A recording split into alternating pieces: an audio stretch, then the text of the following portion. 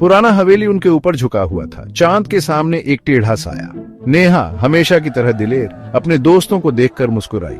डर गए? उसने चुनौती दी। उसकी आवाज बस एक फुसफुसाहट थी। राहुल हिल गया, खुद को गले लगा लिया। तुम कहानियां जानते हो, उसने बुदबुदाया। प्रिया जितना डर लग रहा था उससे ज्यादा बहादुर बनते हुए बस अपना सिर हिलाया। उन्होंने फुसफुसाहटें सुनी थीं, छोड़ी हुई हवेली, रात में भूतिया चीखें। आज रात वे खुद देखेंगे। नेहा अपने बालों को ड्रामेटिकली झटकते हुए जंग लगे लोहे के फाटकों की ओर बढ़ी। वे खुल गए जैसे उन्हें चेतावनी दे रहे हों। एक शेयर्ड लुक के साथ उसके दोस्त पीछे हो लिए। रात ज्यादा ठंडी लग रही थी। अचानक एक हवा उनके चारों ओर चलने लगी। अब वे कमिटेड थे। हवेली के अंदर की हवा भारी थी, सड़ांध की गंध से भरी हुई। धूल भरी खिड़कियों से चांदनी अंदर आ रही थी, हवा में नाचते हुए धूल के कणों को रोशन कर रही थी। हर कदम सन्नाटे में गूंजता था।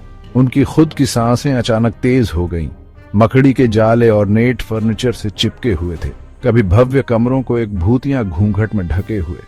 राहुल ने कसम खाई कि उसने अपनी नजर के कोने पर एक साया हिलता हुआ देखा, जो दिखाई देने जितनी जल्दी गायब हो गया।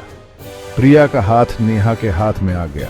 उसकी पकड़ मजबूत हो गई। वे आगे बढ़े। हर कमरा पिछले वाले जैसा था। डिकेइंग ग्रैंडर, भूली हुई जिंदगियों की फुसफुसाहट, सन्नाटा सिर्फ घर की चीख से टूटता था। उनके चारों ओर कफन की तरह छा जाता था। डर, एक जीवित चीज, अपनी पकड़ मजबूत कर रहा था। उनके पैरों के नीचे एक फर्श का तख्ता करा उठा। दबा देने वाली खामोशी में आवाज बढ़ गई। फिर एक फुसफुसाहट, हल्की लेकिन अनडिनायबल, दीवारों से ही आती लग रही थी। राहुल डर के मारे आंखें फाड़े खड़ा हो गया। क्या तुमने वो सुना? उसने फुसफुसाते हुए कहा। नेहा, हालांकि उसका दिल जोर से धड़क रहा था, आगे बढ़ती रही। वे दालान के अंत में एक कमरे में पहुंचे जिसका दरवाजा थोड़ा सा खुला हुआ था। अंदर से एक हल्की रोशनी निकल रही थी, दीवार पर नाचते हुए साए डाल रही थी।